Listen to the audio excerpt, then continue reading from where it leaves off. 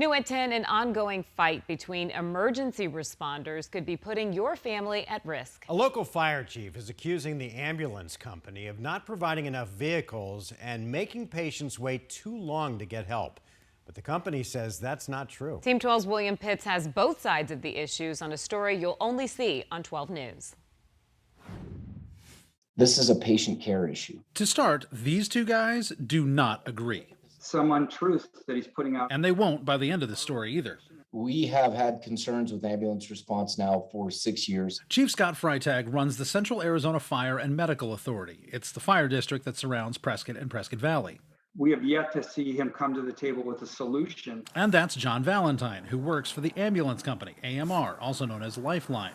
The problem boils down to this. The chief thinks AMR's skimping on ambulance service in his area. Freitag says there are times when they hit level 0, no ambulances available at all.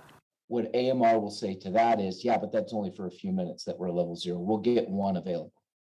Well, is one ambulance okay for 156,000 people? Freitag says he's logged 400 times when there were no ambulances available from July 2nd to October 12th. In every EMS system, from the Phoenix Valley to Prescott to more rural areas, they're all systems at some point, when there's surges in response requests, do go to level 0.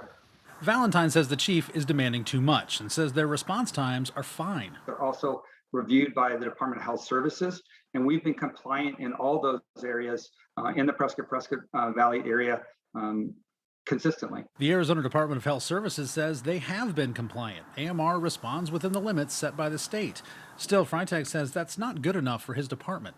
We've borrowed a couple of rescues from some other fire departments in the state because we've transported patients in our engines. We've transported patients in their personal vehicles. Freitag says first responders transport patients themselves because they wait too long for an AMR ambulance. But now he says the state is investigating the fire department for running an illegal ambulance company.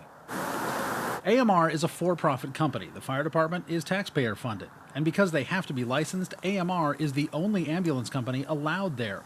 So these two have to work together, even if they don't agree. Freitag is petitioning the state to let the fire department run its own ambulances. The Department of Health Services says it's still looking into that.